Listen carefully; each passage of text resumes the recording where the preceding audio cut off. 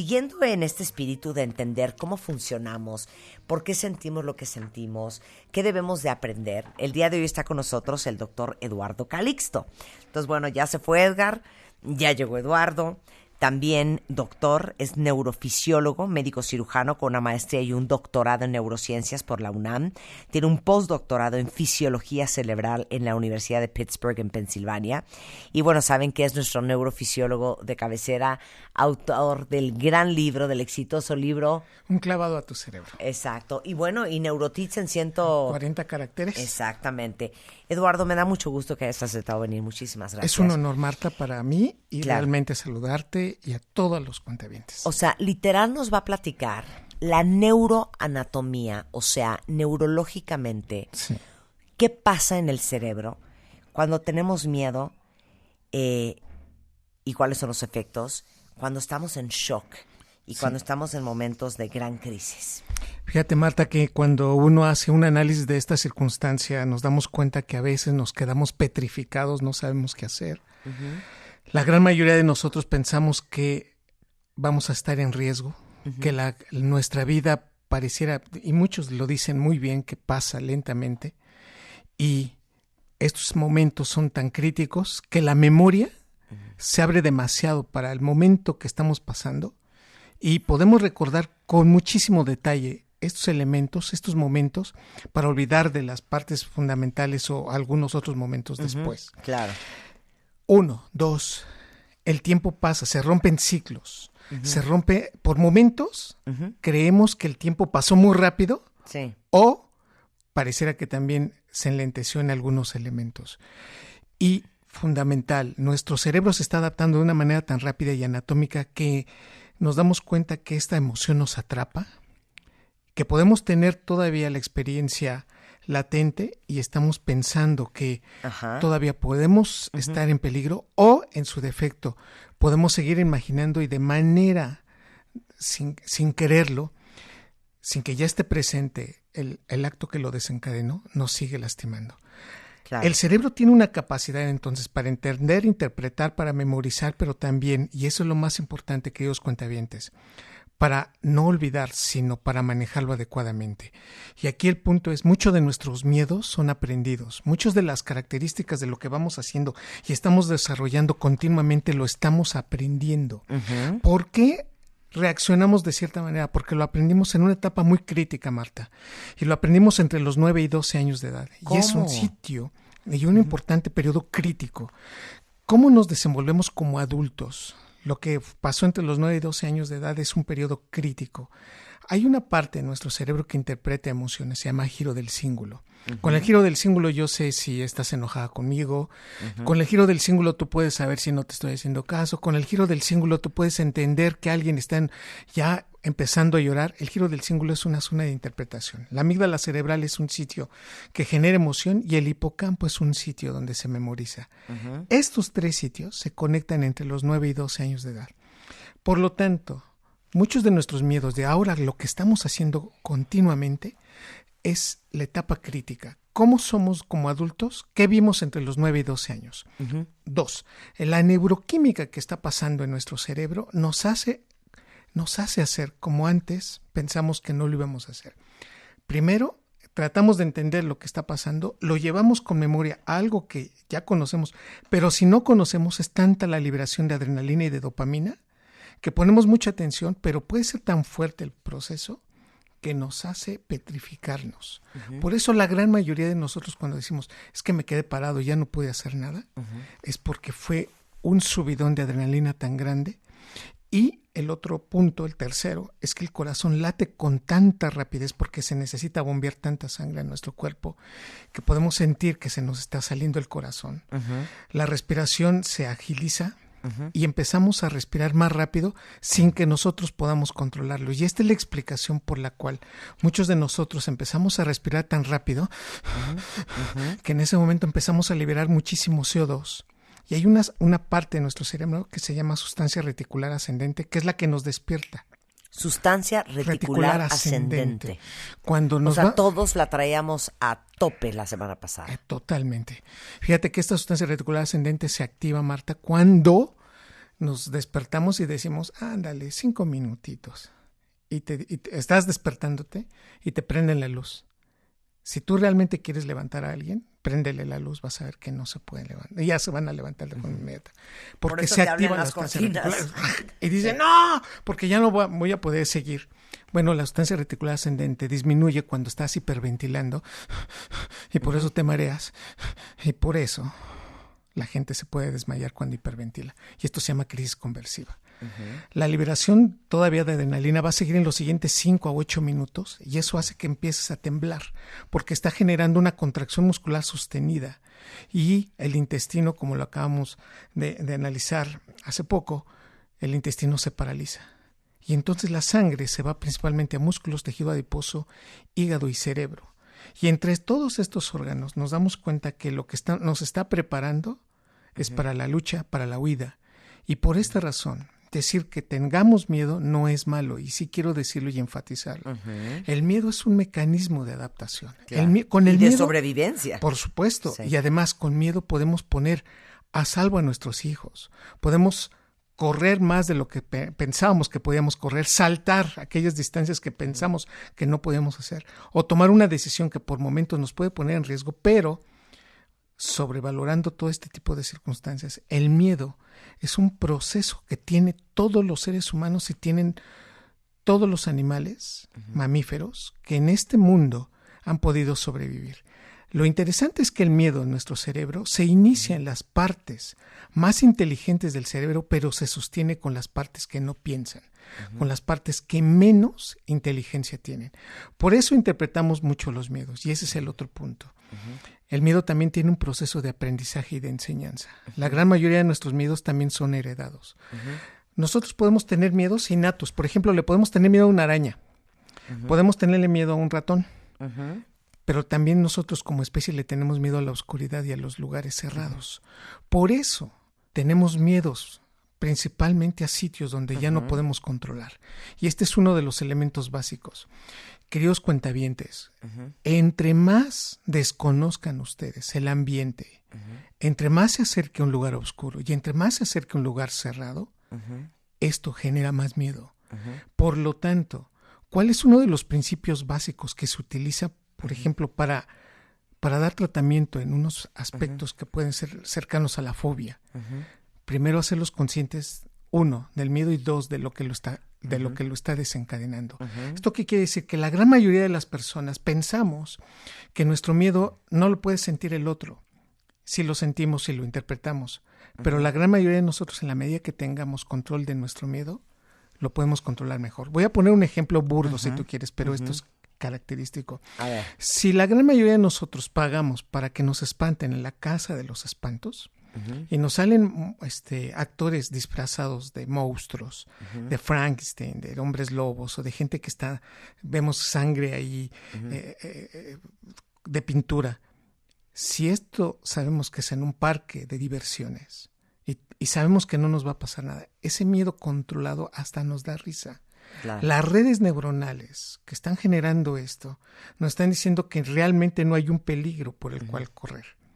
Pero si menos de ese 10% de esos ruidos o de esas imágenes las vemos en la casa o en la calle, en una calle oscura, bueno, el miedo nos atrapa y el pánico nos acoge. Claro. Circunstancia fundamental. Claro. Esta característica maravillosa que tiene el cerebro y aprender de esta circunstancia nos dice claramente que este proceso, en la medida que tengamos control y lo aprendamos a manejar, es un proceso que podemos contenerlo. Es que, a ver, dices ahorita que lo podríamos controlar, pero pareciera que nuestro cerebro se manda solo. Sí. Y que el cerebro solo, obviamente, como decías al principio, basado en las experiencias, en los marcos de referencia, en el contexto que tú ya traes de tu historia de vida, crea solo el miedo. Entonces, ¿cómo lo voy a controlar? La gran mayoría de nosotros pensamos que no podemos hacerlo. Fíjate, en este contexto, no lo vamos a poder controlar por sí solo durante los siguientes 20-25 minutos. Y esto sí quiero hacerlo muy partícipe a todos los que nos están escuchando. Cuando a una persona le dices, Marta, no tengas miedo, la invitación a que no tengas miedo es ten más miedo. Si yo te digo, Marta, no te rías, vas Me a empiezo a terminar reír riendo. sin parar, claro. Si te digo no llores, y por favor no llores enfrente de mí, termina uno llorando. Claro. La circunstancia es, entre más miedo tenemos, se descontrola este proceso. Y entre más lo trates de inhibir, el proceso te va a atrapar más fuerte. Claro. Conclusión. Se va la parte más inteligente de tu cerebro cuando hay mucho miedo, cuando estás enamorado, cuando estás llorando, cuando te estás riendo. Ok, dime cómo se crea el miedo en el cerebro. Imaginemos que es lo que vivimos la semana pasada, Sí. o imaginemos que de repente viste una araña, Sí. o te encontraste enfrente de un asalto, o sea, de que recibes el estímulo. ¿Qué es todo lo que pasa en el cerebro? ¿De Sí. dónde se va, a dónde se va, a dónde se va? Para que tú tengas la respuesta que tienes. En menos de un segundo interpretamos todo esto. Todo esto que nos va a tardar ahorita, Ajá. es decir, en los siguientes Sí. minutos, pasa en menos de un segundo. Uno, automáticamente registramos la información. O sea, a en la ver, requiere. tembló. Rapidísimo. Entendemos rápidamente por el oído y por la vista que el proceso está pasando rapidísimo y entonces se mete a la corteza cerebral, tálamo, y del tálamo se proyecta e incrementa casi 25% más de llegada de sangre a la corteza parietal, a la corteza temporal y al lóbulo occipital. Automáticamente estas regiones se comunican con áreas de asociación y automáticamente procesa esto hacia la amígdala cerebral, sistema límbico e hipotálamo. Que, a ver, la amígdala no era el de las emociones. El de las emociones. Entonces automáticamente la amígdala salta y controla prácticamente la liberación de dopamina y de adrenalina se generan. El hipocampo empieza a recordar, el giro del cíngulo empieza a interpretar, Marta. Y en este momento estamos aproximadamente en 300 milisegundos, un tercio de un segundo. Entonces, como no sabemos controlar, no sabemos qué va a pasar, y entre menos control tengamos, la liberación de dopamina y de adrenalina se hace más fuerte. Empezamos a temblar porque queremos salir corriendo, Sí. el intestino se paraliza, el flujo renal se aumenta, empezamos a incrementar tanto la frecuencia cardíaca que el fenómeno, en forma prácticamente inmediata, Sí. tenemos una circunstancia de control, de descontrol, de lo más lógico y lo más congruente. A los 600 milisegundos se activa el hipotálamo y el hipotálamo genera tanta liberación de adrenocorticotropina para liberar cortisol y la glándula suprarrenal ahora se mete. Y entonces se libera cortisol, se libera adrenalina. En los siguientes 25 minutos el cerebro inteligente se nos va. Sí. Tomar decisiones en ese momento está totalmente dependiente del estímulo.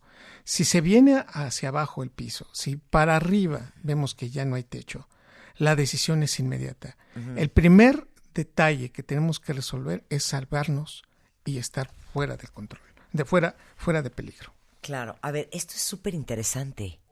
Qué buena pregunta, cuentaviente. ¿Por qué cuando tienes miedo, o sea, es un tema del bombeo de la adrenalina, ¿no les ha pasado que sienten como una oleada caliente? Así como, como un tsunami por dentro, como caliente, como que se te baja la panza, como que algo te pasa por dentro. ¿Es el bombeo de la adrenalina? Totalmente. Eso te está pasando entre medio segundo a un Ese segundo. rush así de... ¿Por qué? Porque hay una vasodilatación, es decir, llega más sangre a los músculos y disminuye el aporte de sangre al intestino. Y automáticamente el intestino es como si fuera una esponja que la estás apretando y se va la sangre hacia donde tiene que ir, donde músculos, corazón, cerebro y pulmones. En ese momento, el cerebro empieza a tomar decisiones de las más alocadas posibles, de las menos improbables, pero que puede salvarnos.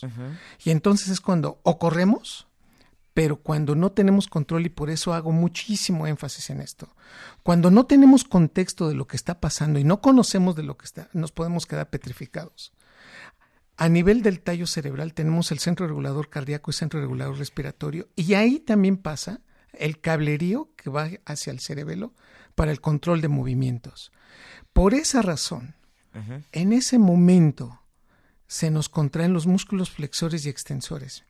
Miren, tal vez lo que estoy diciendo suena mucho a médico. Si uno abraza a alguien, hace un movimiento de flexión porque lo está atrapando, lo está moviendo hacia su cuerpo. Pero si no lo rechaza, lo avienta, mueve los extensores. Los dos grupos musculares se contraen al mismo tiempo, por eso nos quedamos petrificados. Ni abrazamos, ni contenemos, pero tampoco podemos ser capaces de aventarnos. Claro. Entonces nos quedamos en una sola posición, en una sola pieza. Este proceso gradualmente desaparece todo el momento de inteligente. Llegamos a los 900 milisegundos. Empezamos a hacer recuerdos. Y es cuando la gente te dice, ¿qué no te acuerdas de la salida? Es cuando apenas empezamos a escuchar las vocecitas. ¡Córrele! Es cuando empezamos a tratar de poner atención en un sitio. Y es cuando vienen las memorias. Fíjense nada más en esto. Las memorias que vamos a tener, los recuerdos que vamos a tener, son de los 900 milisegundos, es decir, casi al segundo, hacia los 25 minutos después. Eventualmente la memoria empieza a perderse o a romperse después de esos tiempos. Este proceso se empieza a autolimitar.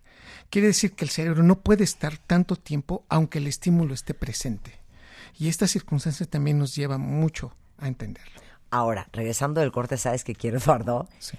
¿Por qué cuando algo te dio mucho miedo, lo bloqueaste? Sí.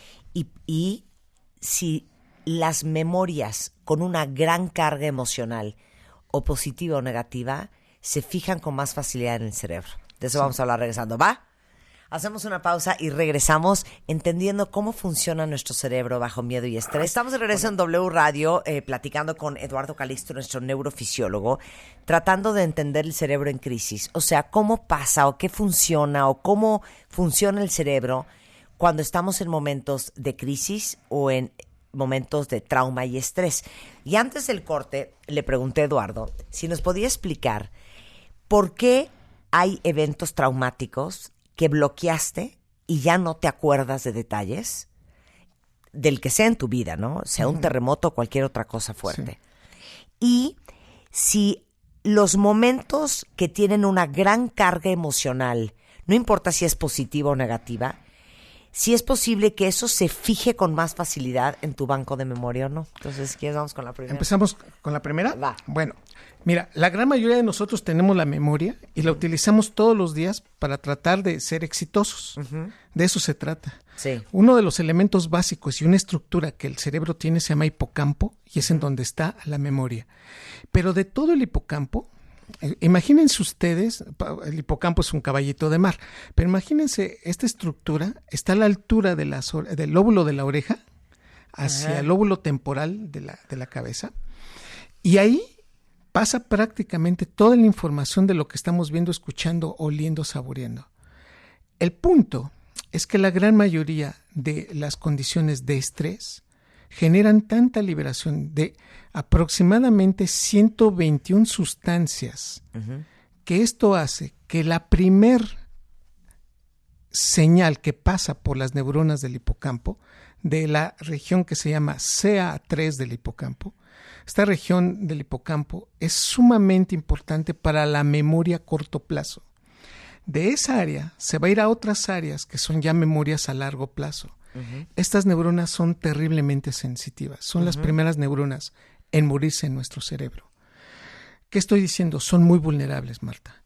La gran mayoría de nosotros nos acordamos de qué comimos ayer, cuál es el número telefónico, de qué color estaba pintada tal cosa, por una memoria reciente, y esta está en el área C3. Y esta área cerebral es la que se muere cuando hay muchísimo cortisol y muchísima adrenalina. Por esta razón, muchos eventos traumáticos matan neuronas desde la primera exposición. Todos los días después de los 35 años se nos mueren neuronas. Esto implica claramente que a mayor nivel de adrenalina, a mayor nivel de dopamina y a mayor nivel de cortisol, la muerte neuronal es más fuerte en esta área. Estudios recientes que han analizado cerebros de aquellos individuos que estuvieron en un campo de concentración, de todo el cerebro, la primera estructura que se muere es el área CA3 del hipocampo. Por eso lo primero en que se nos van en la vida son las memorias a corto plazo. Por lo tanto, cuando tenemos más estrés, fijamos ciertas imágenes, ciertos elementos, pero si este proceso es muy continuo, nos va a matar neuronas. Entonces, este es el primer factor. El segundo, pueden entrar 5 estímulos al mismo tiempo. El cerebro no tiene capacidad para entender los 5. Entra el primero. Por eso, aunque el segundo, el tercero sea más importante, el estímulo que entra al inicio es el que va a marcar. Por eso muchas personas te dicen, ¿qué no viste que pasó tal cosa? ¿Qué no te moviste porque sucedió tal evento? No lo ves, no lo recuerdas, porque solamente vas a recordar el primero que se suscita, que incluso puede ser no el más grave. Y por esa razón también, ¿qué se suscita primero? Por eso mucha gente a veces no recuerda ciertos elementos porque se va a acordar de lo primero que está sucediendo o la primera circunstancia que está tratando de analizar. Y finalmente, el estado neuroquímico. Estos procesos no pueden estar encendidos por mucho tiempo. Los primeros momentos son fundamentales porque aprendemos de ellos, pero cuando duran mucho tiempo, esto va condicionando que solo aquello que es fundamental en nuestra vida es lo que se va a garantizar su permanencia. Por eso la gran mayoría de nosotros nos acordamos de algo que es muy doloroso y finalmente este proceso termina por rompernos. Mensaje: si queremos dar terapia de apoyo, entonces tenemos que hacer que la corteza prefrontal vaya entrando en esta región y en estas zonas del cerebro. Claro. Y por eso cuando empezamos a decirte, voy a darte este apoyo, vas a aprender estas circunstancias, la corteza prefrontal se empieza a meter. Por eso duramos 28 días dando consejos, hablando de lo mismo, pero diciéndolo tal vez de diferente forma, para que entonces la corteza prefrontal controle ese miedo. No es tan rápido. Aprendemos a tener miedo en menos de un segundo. Y controlarlo por lo menos lo vamos a aprender en 28 días. Por eso muchos de ustedes no se acuerdan de ciertas cosas justamente después del terremoto. Sí. A ver, ¿por qué hay gente que ante un evento, dice Mara, como se queda pasmada? ¿Que no tienen instinto de sobrevivencia? No, lo que pasa es que no tiene control. Punto número 1, su corteza prefrontal todavía está en proceso de conexión. Todavía no está conectada en su totalidad. 1, 2, entró en desconocimiento. Aquellos que se quedaron petrificados es porque no habían tenido la experiencia. Y esto es, el nivel de adrenalina fue tan fuerte que eso fue lo que los petrifica. Tú puedes ver que el coche viene encima y a lo mejor no te mueves. Y tú dices, bueno, si lo viste, tuviste 2 segundos para moverte. Sí. No, pues es que fue la contracción tan fuerte de los músculos que no pudiste moverte.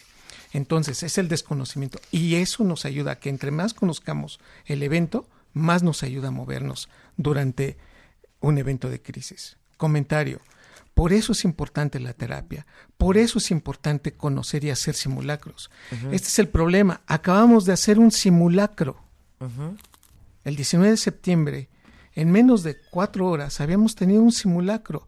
¿Qué pasó?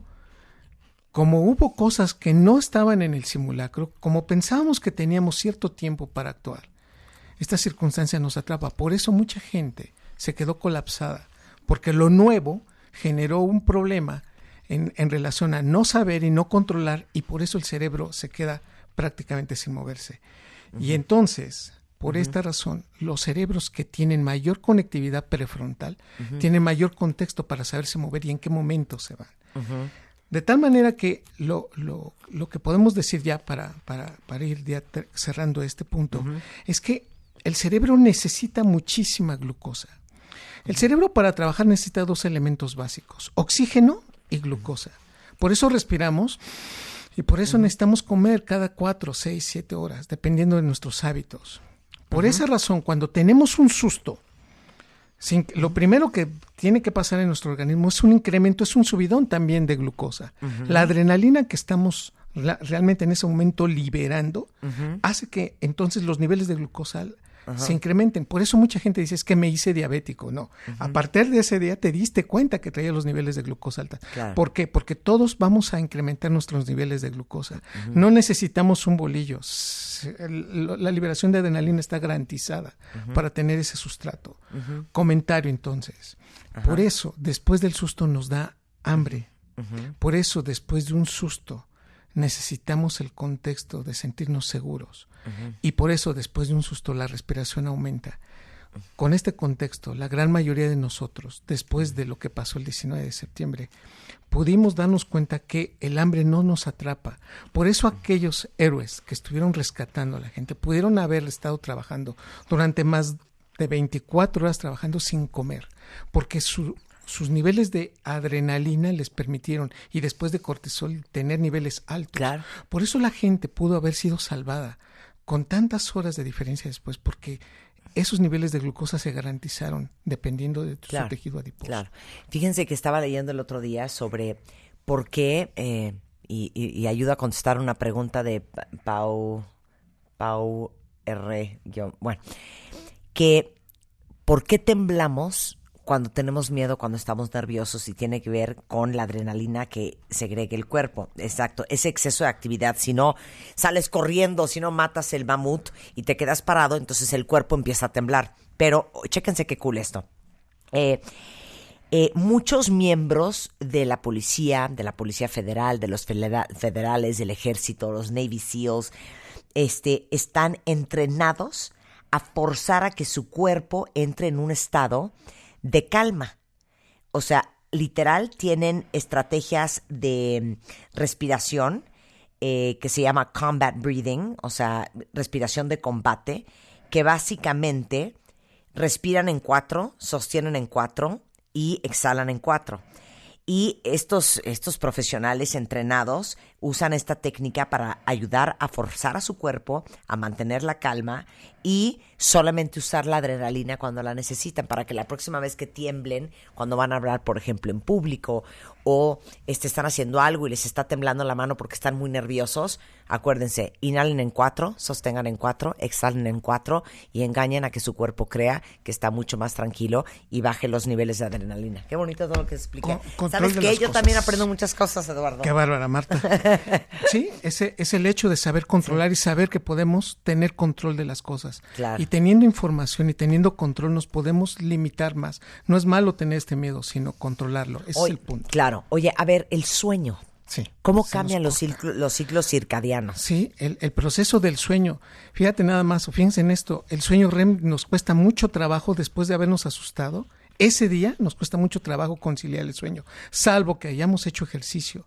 Si ese día se dieron cuenta, nos costó mucho trabajo porque se enciende la amígdala cerebral y queda, digamos, el sistema en alerta. Todo es una amenaza. Uh-huh. Y entonces, como especie, no vamos a esperar a que nos llegue el tigres dientes de sable para que nos coma. Si ese día nos asustaron, nos cuesta mucho trabajo conciliar el sueño, o nos despertamos con cualquier ruido. Y ese es un proceso. Segundo, se incrementan las orexinas, Marta. Y con esto, las orexinas, que son las hormonas que nos generan hambre, pero también nos generan atención y nos generan situaciones de estar constantemente en vigilia. Y por esta razón no podemos dormirnos y los horarios se empiezan a mover. Y entonces nos damos cuenta que las personas empiezan a vivir de las 8 de la noche, 9, 10, como si fueran las 5 o 6 de la tarde. El sistema nervioso central, el cerebro está activo pensando que todavía no es hora de irnos a dormir. Claro. Y ya son las 12, 3 de la mañana y entonces nos empieza a dar sueño y al día siguiente no queremos despertarnos. Conclusión, se cambian los horarios de comer, de evacuar y de dormirnos. Y los sueños REM a las 48 horas se empiezan a regular, pero nos damos cuenta que la gente no duerme. Claro, no duerme. Los siguientes días están muy cansados y sentimos que algo no está bien. Yo decía al principio del programa que seguramente muchos de ustedes estuvieron tumbados el fin de semana porque cuando uno baja los niveles de estrés, adrenalina, cortisol. Por supuesto. Las emociones cansan muchísimo. Y muchos se enfermaron. Les dio diarrea, les dio gripa, o se sintieron con dolor de cabeza. ¿Saben que voy a traer a Ana Teresa Abreu el miércoles para hablar de cómo nos ha afectado el estómago? ¿Va? Sí. La colitis, la gastritis, el reflujo, la diarrea, etc. Oye, ¿dónde estabas cuando pasó? Estaba yo en el Instituto Nacional de Psiquiatría, estábamos en una reunión, primer piso, empieza a temblar, todo el mundo salió, excepto Eduardo Calixto. Y voy a tener que... Lo voy a decir. A ver. Todo el mundo se salió, estábamos en una reunión académica, científica, y una compañera mía, una investigadora, empezó a gritar y a decir no.